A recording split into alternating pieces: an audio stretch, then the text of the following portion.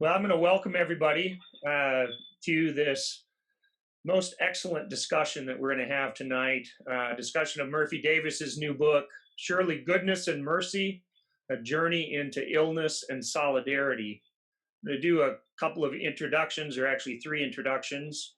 Well, make it four. I'll introduce myself. I'm Pete Gathje, Vice President of Academic Affairs and Dean, Professor of Christian Ethics at Memphis Theological Seminary, and more importantly, somebody who has been mentored over the years in the life of faith and activism by Murphy Davis and Ed Loring and the Open Door community. So I'm really delighted to be able to have this conversation this evening. Let me introduce Joyce Hollyday as well, who's on the screen. She's the author of multiple books. Her first was a spiritual memoir called Turning Toward Home back in 1989. Other works include Clothed with the Sun, Biblical Women, Social Justice, and Us, which pairs together biblical and contemporary women. Then Shall Your Light Rise, Spiritual Formation and Social Witness, and On the Heels of Freedom. Those are the ones I found easily, so there may be more.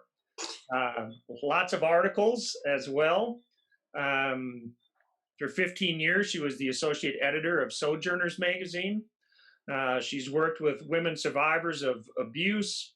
She served as a chaplain to children on a cancer ward and has been a minister in a variety of settings. So welcome, Joyce. It's great to have you here. Thank you. And she was one of the encouragers and enablers of Murphy in writing this book. So we'll have her perspective along the way. Let me introduce Ed Loring, who is off to my left, which is appropriate. Ed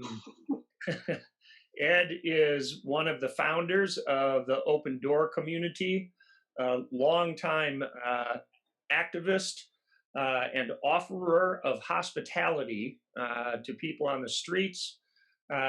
Many of you who are on the webinar already know Ed and know Murphy and know Joyce for that matter, but I thought we'd be formal and do some of these introductions. So welcome, Ed. It's good to have you along with us this evening. And then last but not least, Murphy Davis, who's the author of the book we'll be discussing tonight, Surely Goodness and Mercy, A Journey into Illness and Solidarity. Murphy, along with Ed, was also one of the founders of the Open Door community in Atlanta, which is now in Baltimore. The Open Door, for those of you who don't know, is an intentional Christian community that for over 40 years has provided hospitality for persons on the streets and in prisons, including on death row. And it's been a center of resistance and organizing around issues adversely affecting people in poverty, including the criminal justice system and the death penalty. Murphy's been a longtime visitor, as has Ed, on death row, and an advocate for the abolition of the death penalty.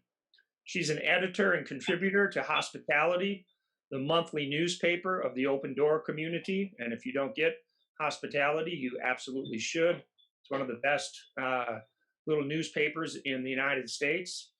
She's been a mentor for multitudes of people, including me, in faith-rooted resistance to the powers of death in our churches, our culture, our nation. And she's also been in this struggle with cancer and the medical system in this country for well over 25 years. So thank you, Murphy, for being here this evening, and looking forward to this conversation. So let's begin. I'll ask an opening question, and then we'll see where the conversation takes us. I have a number of themes that I hope we'll get to, but like I said, we'll see how the evening unfolds. Murphy, so I want to put you on the spot right away and ask you a kind of maybe a silly question in some ways, but tell us why you wrote this book. What called you to put together this story? Well, I started writing in 1995, almost as soon as I was diagnosed. uh, because I needed to be sorting things out. And so my first writing was a journal, and I wasn't writing that journal for anybody but me, but I knew that I need to be keeping track of what was going on, and I needed to remember. You know, I was in a teaching hospital, so I had a gazillion doctors and nurse practitioners and nurses, and just keeping up with everybody's name was quite something. But I also had to keep track of a very complex regimen of drugs. All of my chemotherapy regimens were very, very complex. And I actually saved my own life on 2 occasions because I kept my first regimen was a 3-week cycle, and I had 6 3-week cycles. So I'd have one set of drugs on week 1, a second set of drugs on week 2, and then week 3, I'd be on steroids and have time for my body to kind of recover to start again. Mm-hmm. Well, that very summer, this is in the book, a medical journalist named Betsy Layman was at Dana-Farber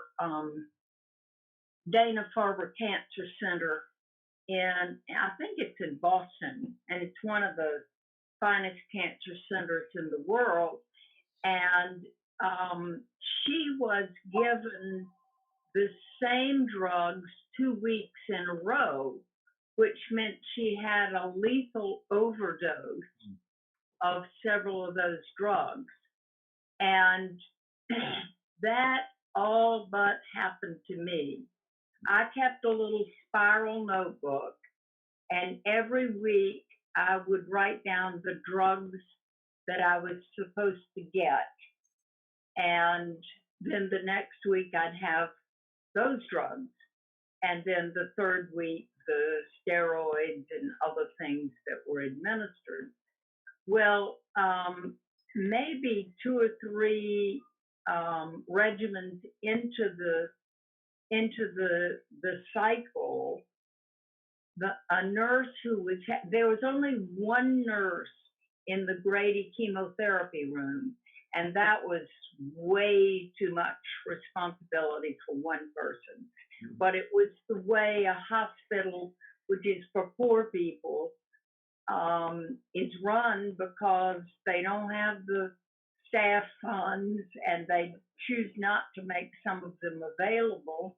And so one woman was in charge of all the chemotherapy that went on 5 days a week, 52 weeks a year.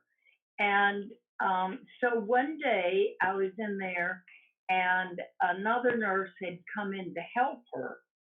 And so I was sitting in the big chemo chair waiting, and the helper nurse came, and she laid out the drugs. Some come in a bag, some come in a hypodermic needle, other ways, some are a pill.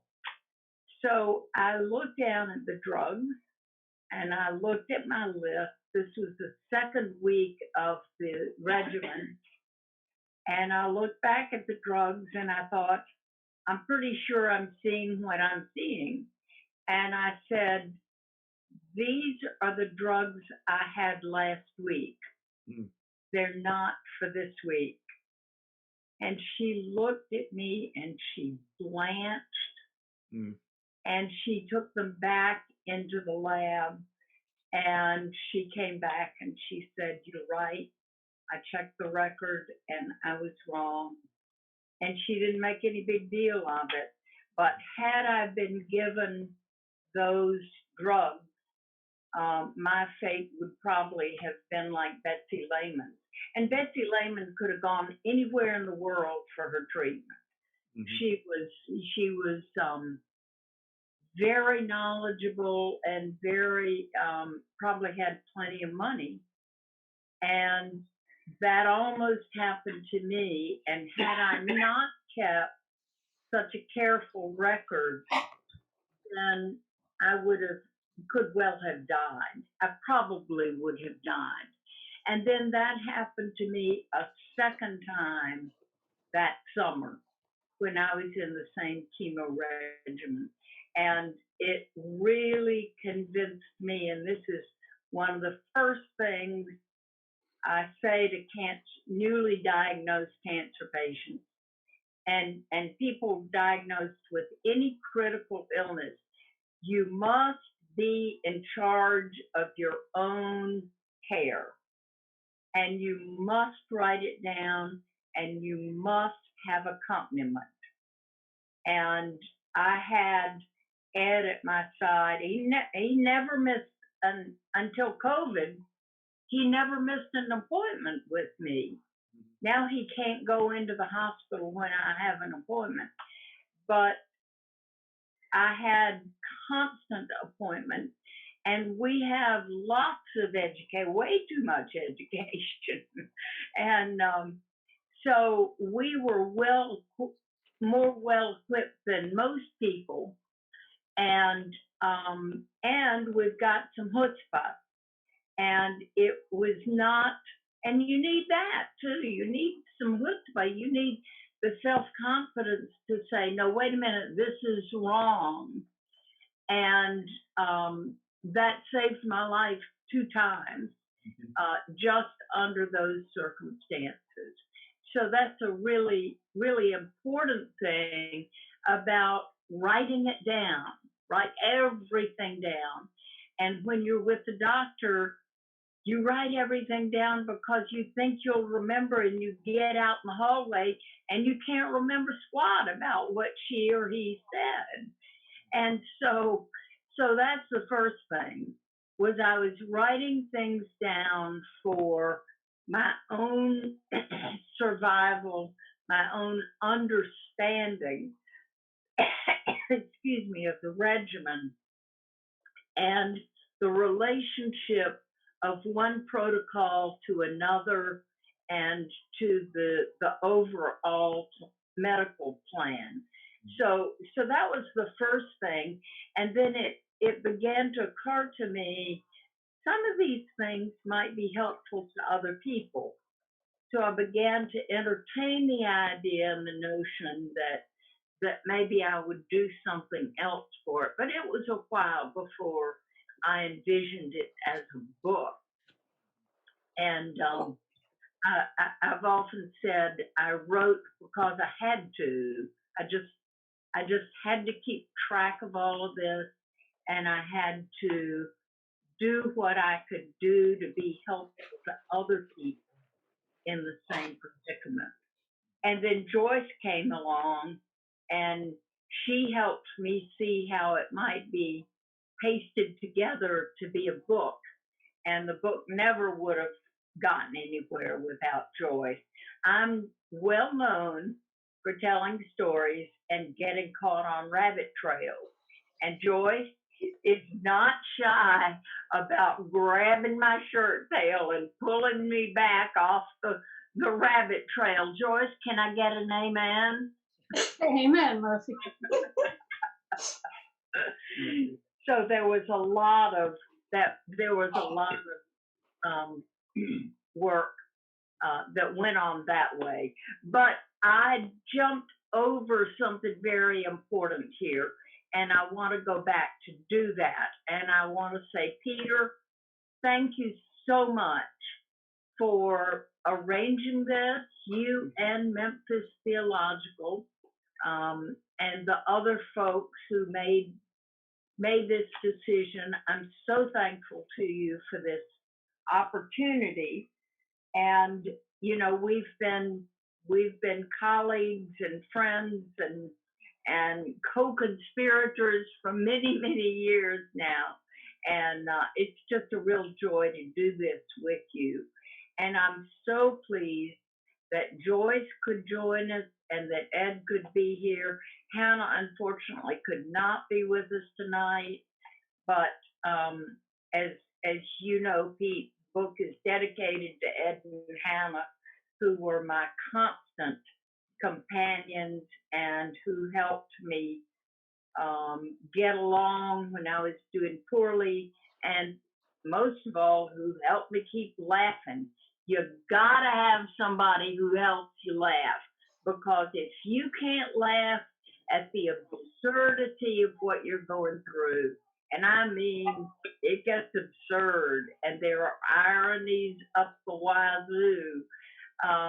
You really are cooked if you can't laugh about it and have a sense of humor about yourself and what you're dealing with. Indeed, indeed. Great. And thanks to all these folk who have come. Yeah, there are 104 participants. Wow. And so that's just excellent. Well, let's dive in to the book itself.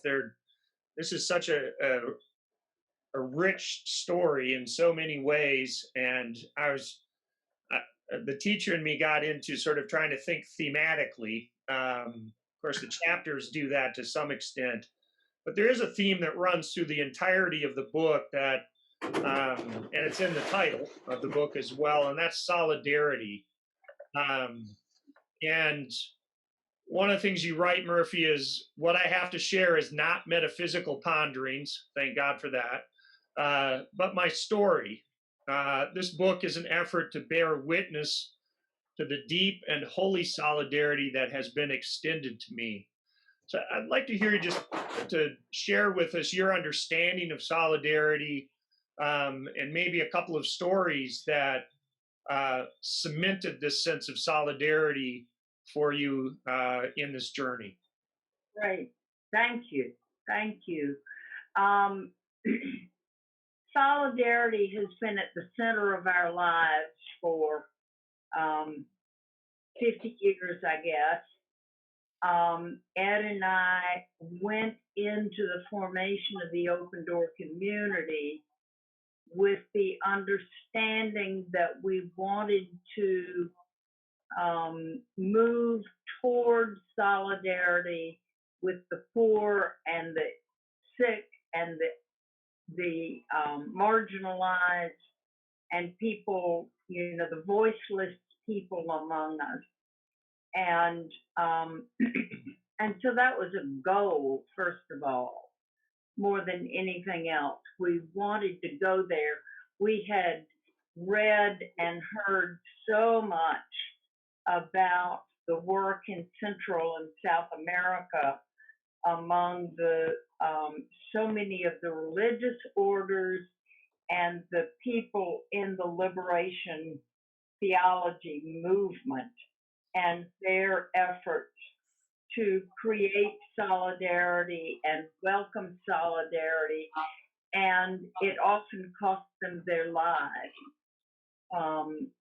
There's so many stories there of the four women who murdered in El Salvador, many Jesuits and Marianolas and people who literally laid down their lives for others. And I think that's where Jesus' real specific command for solidarity is in that commandment that we love to the point of laying down our lives for others. Now, that's a more dramatic thing than most of us will do with our lives. We won't come to the point of having to lay them down for other people, but we don't know that.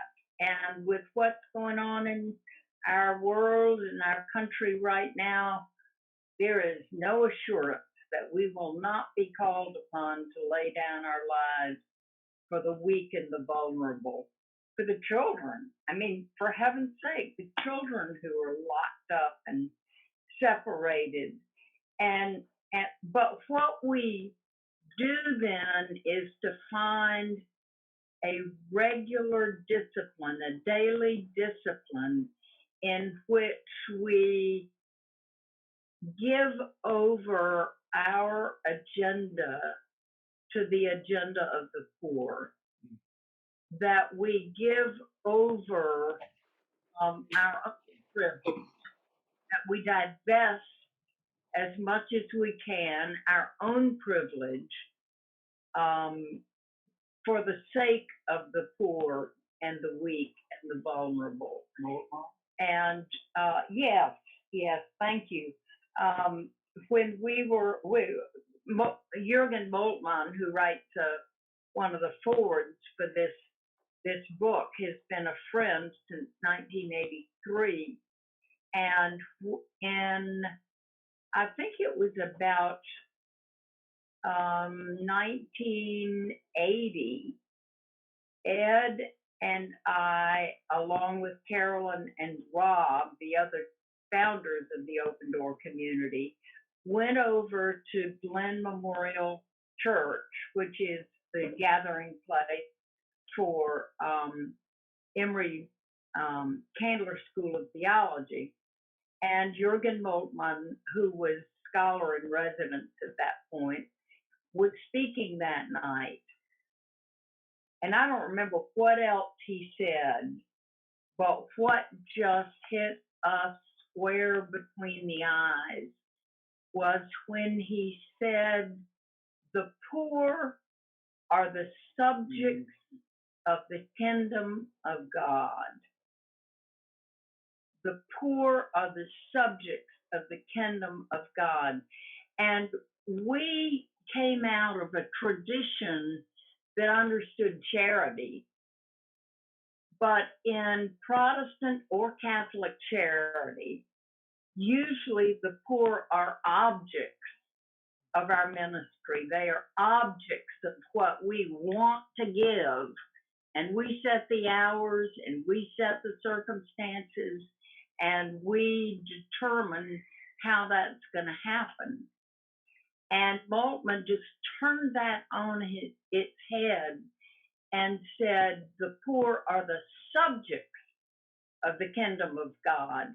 And so to understand the agenda of the beloved community, we must go to the poor and listen, not preach, not tell people what they ought to do to have a better life.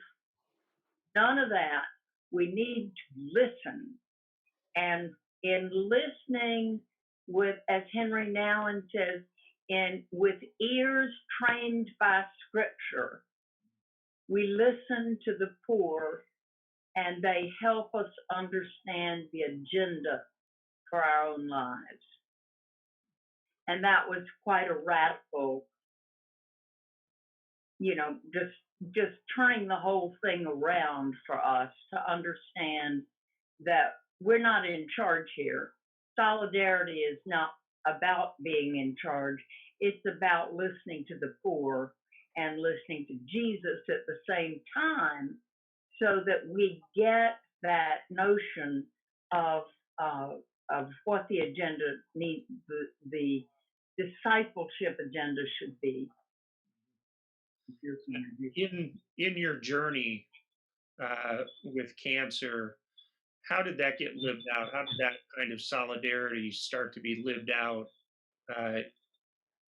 at Grady, at other sort of listening posts? Yeah. Yes, one of Ed's favorite terms, listening posts and seeing sight. Yeah. The blessing, one of the many, many blessings, was that by the time I got so sick, we had been working with prisoners for almost 20 years. And we had been working with homeless people for 17 years, I think. Yeah.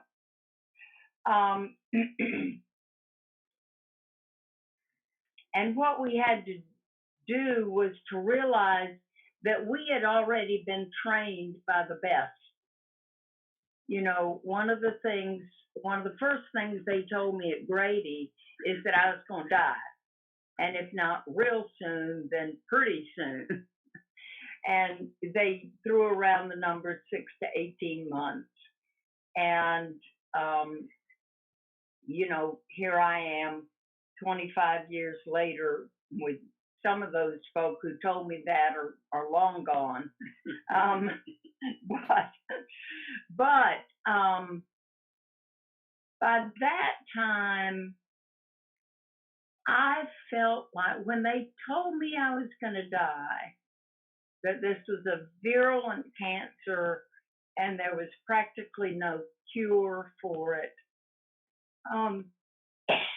I felt like, okay, I have known many, many people whom I have already accompanied to their own cruel death. Now, if I died, it wasn't going to be because anybody was killing me or wanted me dead. Everybody around me was doing everything they could to help me stay alive. The doctors, my family, gazillions of friends, and friends from every faith. We were part of Concerned Black Clergy, and there were Muslim members of Concerned Black Clergy, and we were close to many Jewish people, and we had a whole lot of friends who were agnostics or claimed to be atheists. And no matter what, people were praying for me and hoping for me and trying to do all they could do to help. And I felt like in that context, I had been taught by the best about how to die without completely decomposing or losing my dignity, and to have courage to meet that, because I had accompanied people to their own deaths who were hated and reviled, and everybody thought they were animals and they had forfeited their right to live. But they were my friends that I had gotten to know over a period of years, and I just didn't, I knew that they were not the animals that they were being painted to be, and I knew that they had been my teachers. And, people would look at that and say, that's crazy. They don't have anything to offer anybody, but they had life to offer me. And so when they told me I was going to die and that word got out, I started getting letters from death row to say, you're one of us now. You have your own death sentence. You are marked for death, and we're praying that you get a stay of execution. And that was a really meaningful time that my people that I had walked with were now walking with me, and they were giving me something so precious and so so beyond obtaining in any other way, that I was just moved to tears every time I thought of. And people who didn't know where their next meal was coming from, who lived in cat holes in the ground, whose lives were in peril every day because they had no shelter. And they were sending me cards and coming up to Grady to ask somebody how I was doing, and that that was all in place before I got sick. So it came back as just this enormous gift that came to me in my own suffering. And it was a comfort like I had not known before. Mhm. Thank you. One of the things that really strikes me in this book, and part of the experience I had reading the book is that there would be pages where I'm getting older and losing some of my Minnesota reserve, but I'd be in tears. I mean, it just gut wrenching and emotionally difficult diagnosis and then treatment that you were going through. And then the next page, I'd be laughing out loud because you'd be telling some story that just was completely ridiculous and funny. And so I'd like to hear you talk a little bit about that relationship between solidarity, suffering, and humor. Yeah, yeah. Gotta have it. Gotta have it. And I think that was clear from the get-go. And one reason is because of the people I live with. My dearly beloved husband has never hesitated to indulge in a bit of buffoonery. A bit of buffoonery? One time he was at the front door at the open door, and this guy was just giving him hell, and telling him he was some so-called Christian, and he knew that Ed was stealing all that federal money that we were getting, and it was just a damn shame. And so Ed had to close the door for a minute, and he went back in the kitchen, and he got a great big towel, and he tied it around his neck, and he came back, and he went off the steps like Superman. And the guy was so completely disarmed. He just started laughing, and the whole thing was over. But that's the kind of thing Ed is given to doing. And he would play things like that with the nurses whose lives were, their patients died all the time. So their lives were very, very hard. And one of those times was we went down to the X-ray department, and I was in a wheelchair with a sheet tied around me, and we got finished with the X-ray, and I was dragging an IV pole along as we went. My IV poles at Grady always had broken wheels, and so they would go he-chomp, he-chomp, he-chomp, and you could barely keep it with you. They were just horrible. They usually had 5 wheels, and at least one of them would not work invariably. So anyway, Ed said, "Do you feel like walking for a minute?" And I said, "Sure." And so I got out of the wheelchair, and he sat in it, and he put the sheet over his head, and all this, looked as pitiful as he could. And it was right after Newt Gingrich had gone to the House of Representatives, and before he was Speaker of the House, but he was already gunning for poor people's medicine and taking away Medicaid. And so anyway, here we come. I'm pushing the wheelchair, and Ed's in the wheelchair, and we passed the nurses' station in radiology, and they looked at us and then did a double take, and then they burst out laughing. And then Ed said, "This is the Newt Gingrich plan for the poor. Get rid of Medicaid and let the sick push the healthy." And so they were just doubled over in laughter.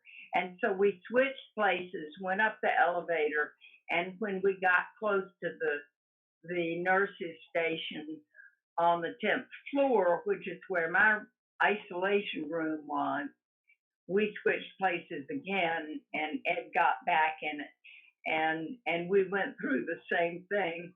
And he pushed me into the room, and one of the nurses said, "Mr. Loren, come back here." She said, "You have no idea how much you help us. Mm. We really, really needed that."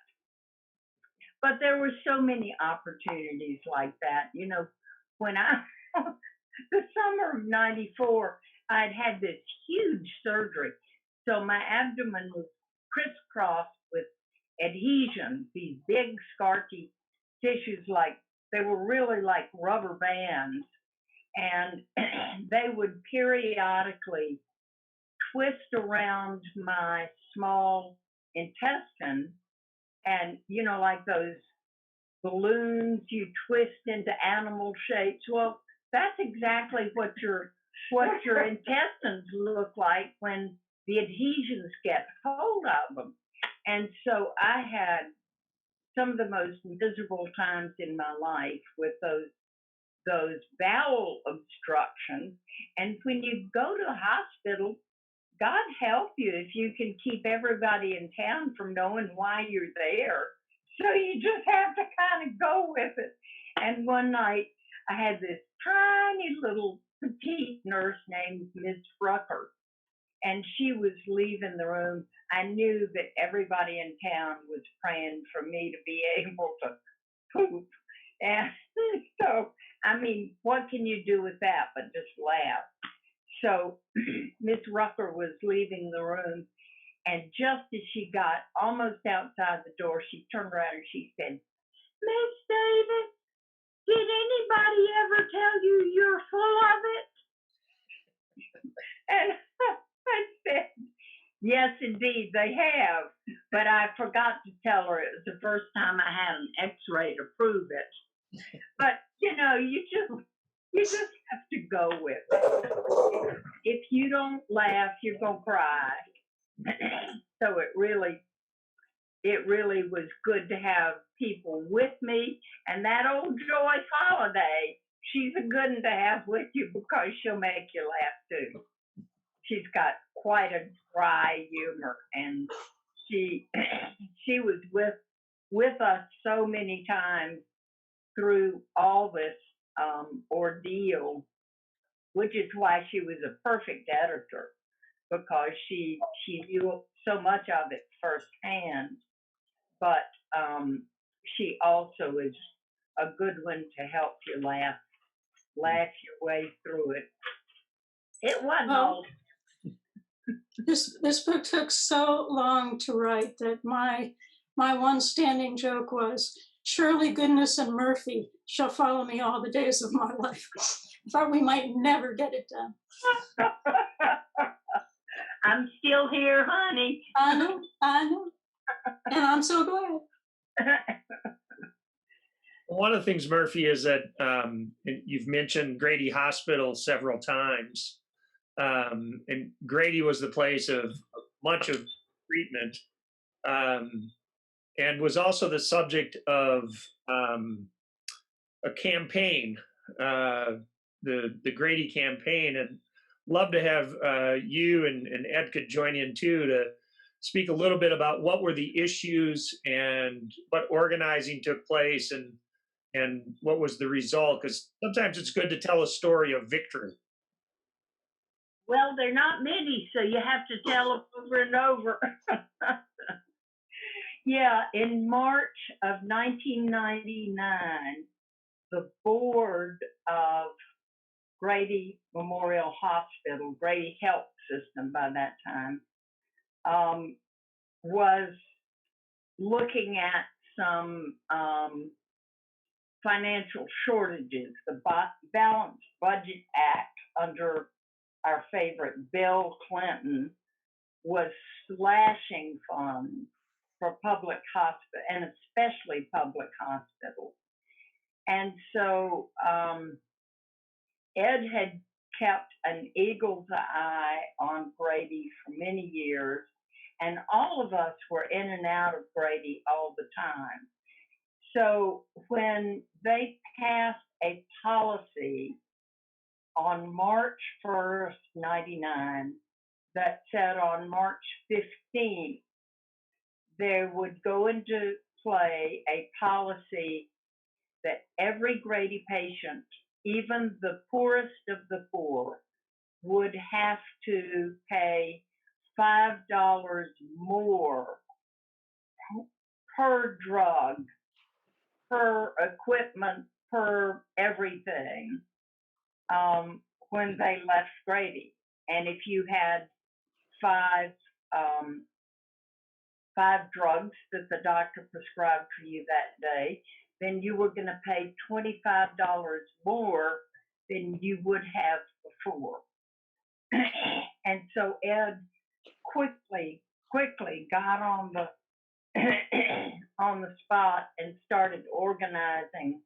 And by the morning of March 15th, we had a picket line in front of the hospital that included students, medical students, physicians, nurses, lay people, the homeless, labor organizers. What's that? Yeah, you just said it, labor organizers. Yep. Lots of labor came out for it, and concerned Black clergy. And it went from there, and it got to be such a big thing. And why don't you tell some of that? Part of the victory and great celebration of it, of the whole event, was the coalitions that we were able to make. And then Reverend Tim McDonald and I were the co-leaders of that. And we were able to bring in lots of folks for regular meetings and planning. And one of the highlights of my own life and of that movement was the March for Medicine, I believe. Is that the name of it? March for Medicine, in which we had hundreds of folk marching down from, I believe it was Woodruff Park to Grady Hospital, and a very big rally and movement there at the hospital. So that was a great highlight. And then I think the other time was when we were doing civil disobedience in DeKalb County, Decatur, Georgia, DeKalb County. And there were 30 of us arrested that day and hauled off to the DeKalb County jail. But the late and great Albert Love turned at one point to Murphy, and he said, "This is the greatest coalition, broadest coalition, and greatest coalition we've had since we had the civil rights movement here in Atlanta." So that was just such a wonderful piece of all that. It was a glorious time. And what was so glorious about it, of course, other than just the ding-dong fun and energy of being on the street and raising hell with all those mean old jackasses, especially up in North Atlanta, where they tried to keep from paying what they call the Grady tax, because they work hard for their money and didn't want anybody to get any medical care off of their money, when they are right there paying so many fees to get onto the golf course. But was that what we came out with finally, counting the state, the governor got on board with us. I think we came out with a total of something like $58 million, was it? $58 million for Grady. So that came from three primary sources: Fulton County Commission, DeKalb County Commission, and money that came from the governor, federal money that had to come through the state. That was a wonderful, wonderful occasion, and we won that one. I would like to say, kind of parenthetically, if I may, that the movement and the the passion of the movement. As Murphy said, I've been spending a lot of time at Grady for political and pastoral reasons, as well as for my own health care.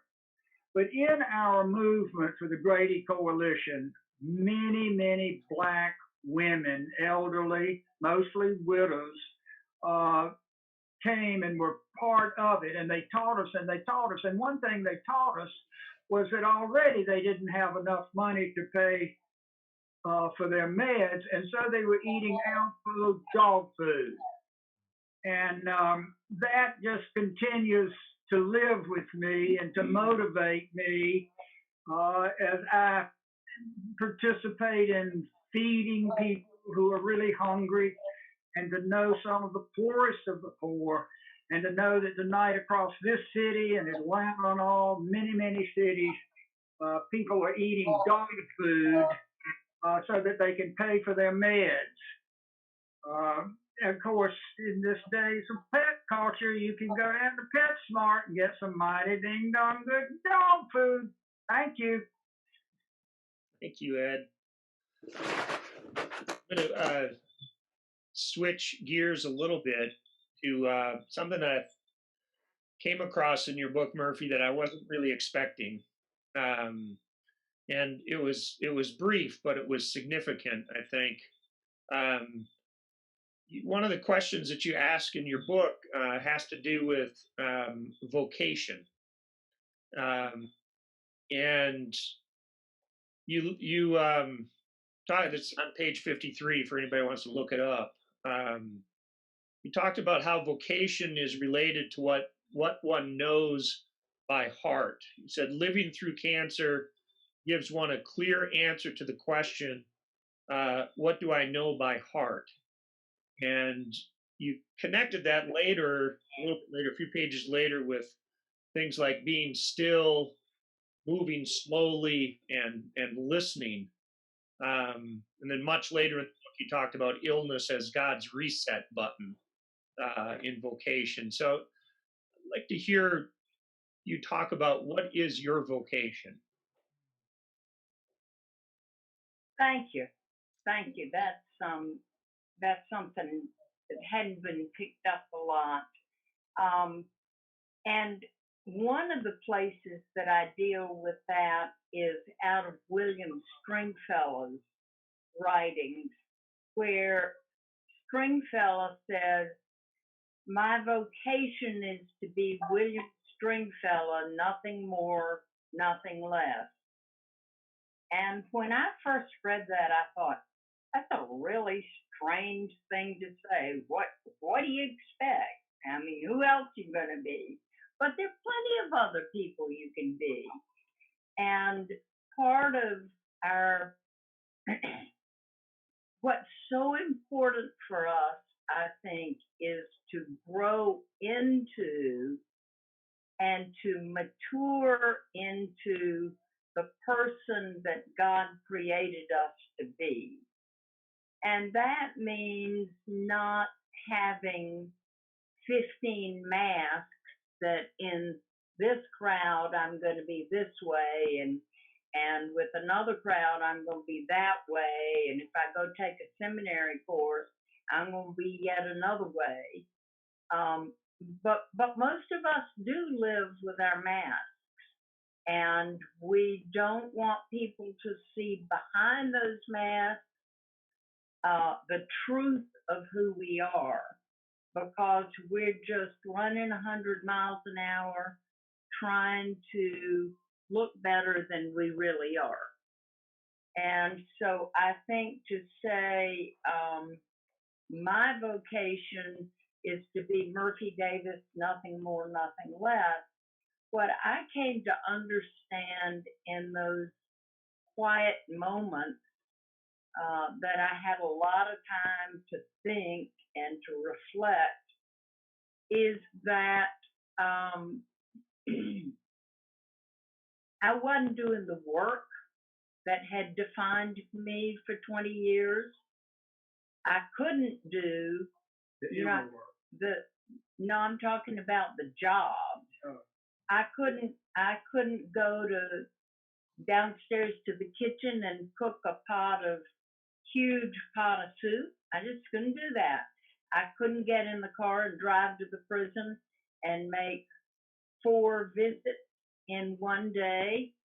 I was not physically able to do what had been my what you think of as my vocation over those years. And people would say to me, "Don't you feel just terrible that you can't do your work?"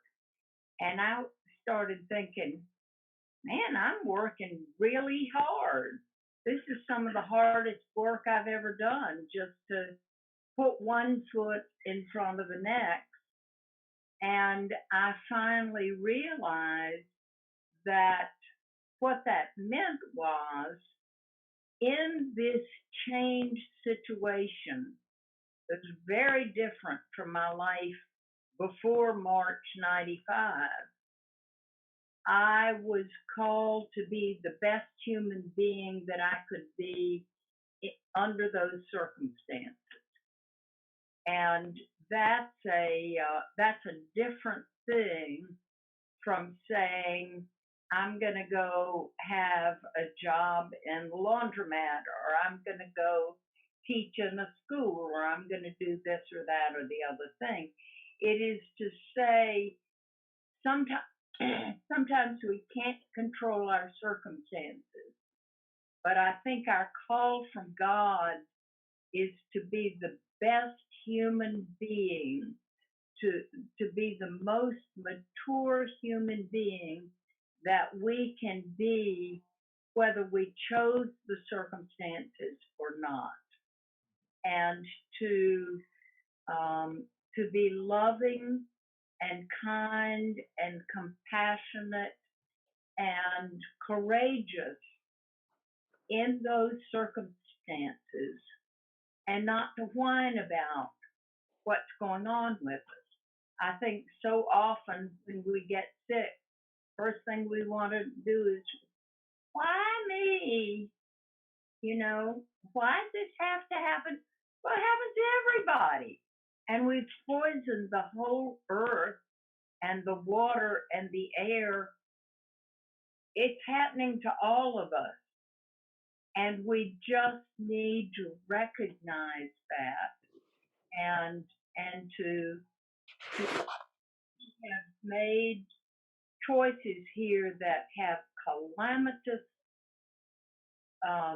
results.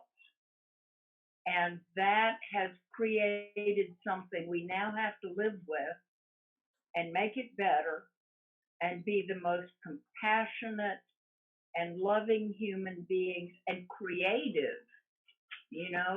God gave us imagination, and to get out of the climate catastrophe, we need all of our imaginations coming together to say, how can we make the best of the horrible mess we've made? So I think vocation is not a job, and that's how we most easily think of it. But it is doing our inner work in any and every situation to say, how can I contribute a mature attitude and a loving spirit and an imagination that will move us forward.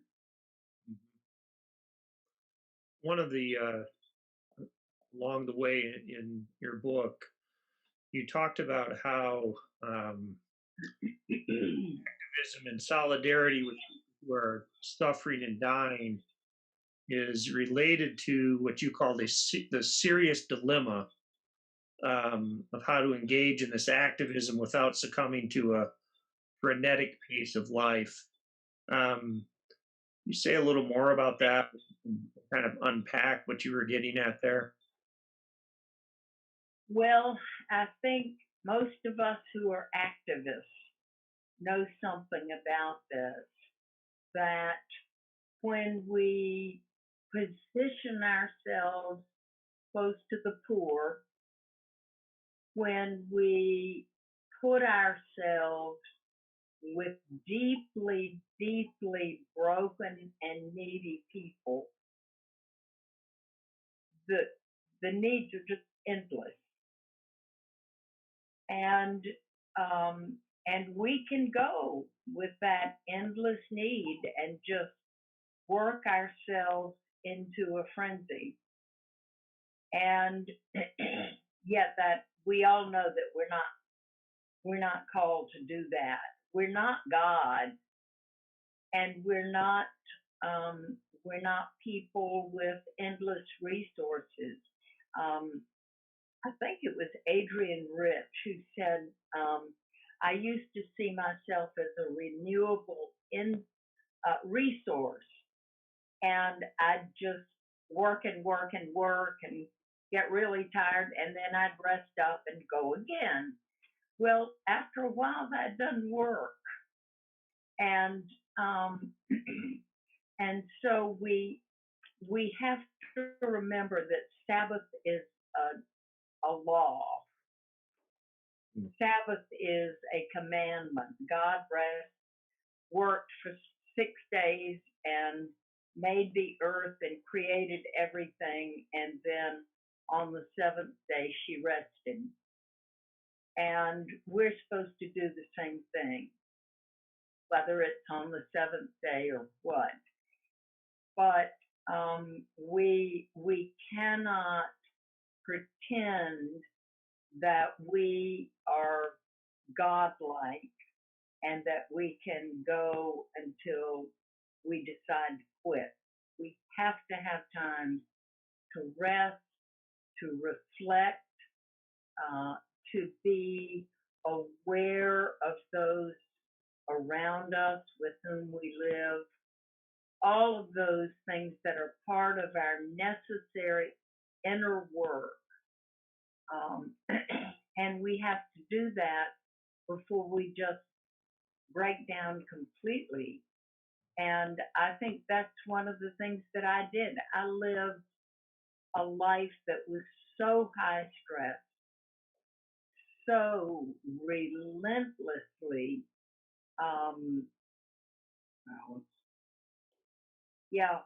it was filled with violence. It was filled with death. It was filled with just losing more battles than we ever thought of having a success. And I needed to have rested long before rest was imposed on me. And it's not necessarily something that you get sick and you understand that and then you get up and go again and it's all right.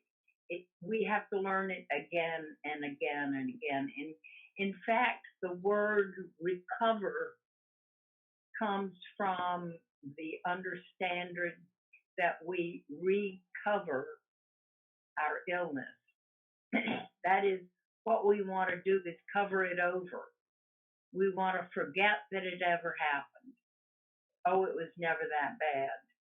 Well, it was. As a matter of fact, when you almost die, or when you give your family quite a scare, you need to stop and take stock and think, how can we do this differently? So that's a big struggle for activists. And I think some people leave the activism because it's so hard to resolve that struggle. Thank Easier. Yeah. Thank you. Yeah, because it's one of the things I think that we struggle with in our culture as a whole is exactly what you were describing. And we're in the midst of this pandemic now. We're also in the kitchen to Sorry, that wasn't me. background. Hello, Tasha. Actually, that was Micah, the other one. I'm sorry. Reminding us that we shouldn't take ourselves too seriously. Yeah. Yeah.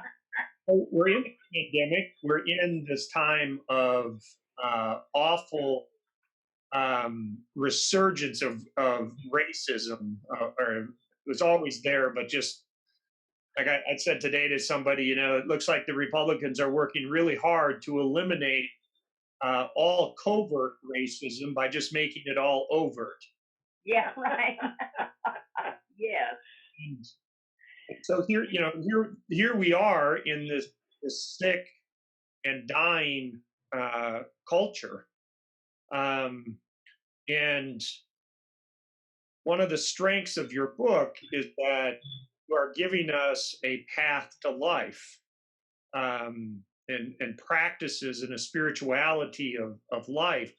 And I'd like you to talk a little bit about that, of what resources do you see for us who are struggling in this culture of death out of the journey that you've been on with cancer, that you continually connect with both personal struggle and political and social struggle?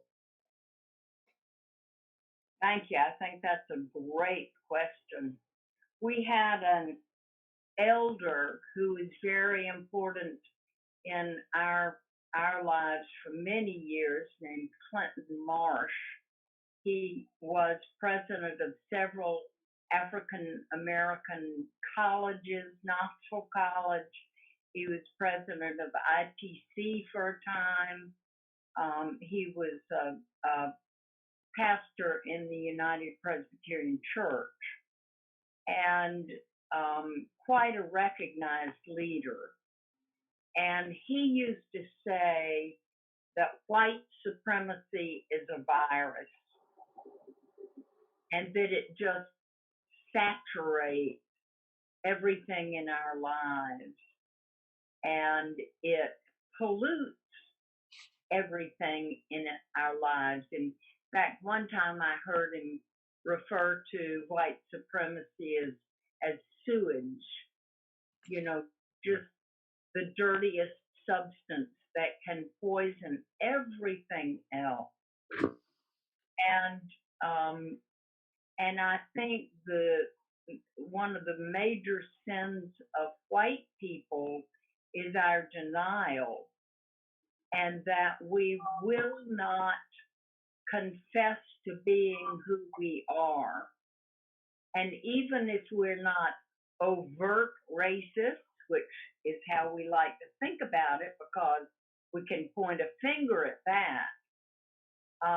But if we think we're not overt racist, then we can be in total denial of how much it affects, that we benefit from the privileges of white supremacist structures. And they are there. They are all to the advantage of us white people, and we will not take account of that. And we will not let our institutions, stand up and be examined and give an account of how the privileges accrued and then how the privileges distributed. And so I think that denial is a primary place we need to be at work. And I think we need to be impatient with ourselves, because goodness knows we have a real opportunity here from our Black sisters and brothers who are taking such courageous stands and going into the streets and demanding that we dismantle these structures that cause violence and death in the lives of Black and brown people. every single day. Now, a lot of people can tell you the name of George Floyd, but not many people can tell you how many black and brown men and women have been killed since George Floyd. It's pretty much every day. And we're not accounting for that. And we're not accounting for what happens in between the outright police shootings and how tired do we get of these rubber bullets and gases being called non-lethal weapons? They're not non-lethal. They've killed a bunch of people. And we've got to call things for what they are. And unlike we've done every other point in history, we can't back down. We cannot let it go this time because it is too serious. This might be our last opportunity because people won't wait around forever. It'll get more to a pitched battle than it is now if we don't act. And so I think it's a really critical time. And this election, of course, plays right into that. We're coming up on a little over an hour, and I want to respect your time and the time of the other participants. And I'd like to ask you a question in the midst of this struggle, your own personal struggle, this social and cultural struggle. What keeps you going? Well, I often tell my doctors I'm too damn mean to die. So a little edge will help there. But I think, when we cannot be people of hope, we really do begin to die. And we might as well let our bodies die if our spirits are dying. So I think we have to remain in communities of hope and a demand that we are accountable, to one another, and that we're accountable to the mess we've made of our system. And so I think we've got to be hopeful. We've got to, and of course we got to know our hope is not in this system. What a miserable system we've created, and how we've got. Dorothy Day said we're here to tear the filthy, rotten system down, and we need to be about that. It's very difficult when you're in quarantine. So I think we're all struggling with that a lot. But I would like to do this. I would like to flip this question to my sister Joyce and ask her to make some response to that as well. Well, you make it hard to respond, Murphy, because you said it so eloquently. I'm not sure that I have much to add. But I guess I would emphasize the one thing you said about community and connection to one another, because I think we do need each other to have hope. And it's also kind of a segue for me to just say to all of you who are listening in on this, I want you to know in all my times that I've spent with Murphy and Ed in the writing of the book, how often they speak of those of you out there who are supporting them in prayer and in solidarity. And it means so much. And, part of what I draw hope from is to have been part of writing this book, Murphy. I need your courage and your strength and your faith. And I think we all need that from each other. And otherwise, it's just too easy to despair about the crushing realities of what's going on in the world right now. So I agree that we got to hang on to hope, and I don't know any way to hang on to hope unless I have some hands to hold on to and folks who are walking along with me and helping me along. Amen. Amen. Thank you, Joyce. Yeah. I'm going to hold the book up. And Ed, how can people get a hold of this book? The commercial. Ed, Yes. how can people get a hold of this book? Yeah, I'm so glad you asked that question tonight, Pete, because we just decided at the leadership team meeting at 7 o'clock tonight that we would have a special. And anybody who would like to order a book with no signing or signature in it, we'll be glad to send that to you in the morning for a donation of $700. Now, if you'd like Murphy's signature on it, the book, we will send you 3 copies for $500.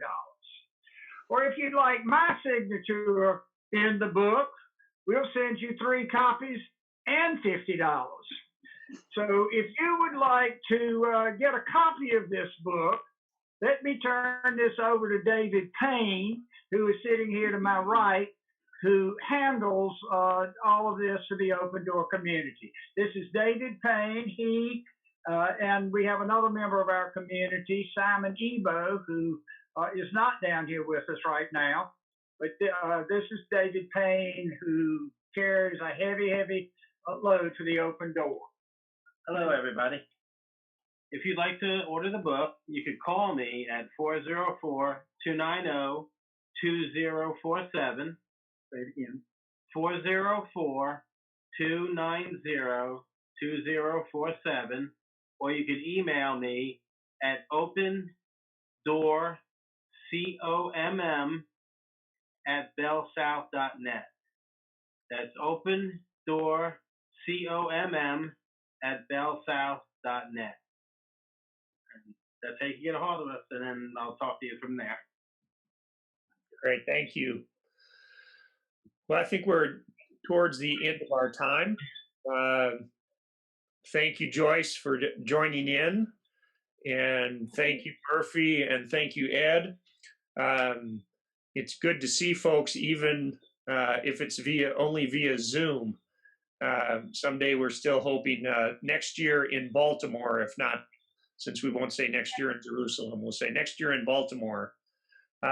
Thank you, everybody. Thanks all for to all the participants who have been listening in. And Ed and Murphy, I'm going to pass along some names to you of people who have sent their greetings. And a number of people have simply been saying thank you for writing this book, that they're enjoying reading it, that it has been an inspiration to them, that it is already becoming one of their favorites.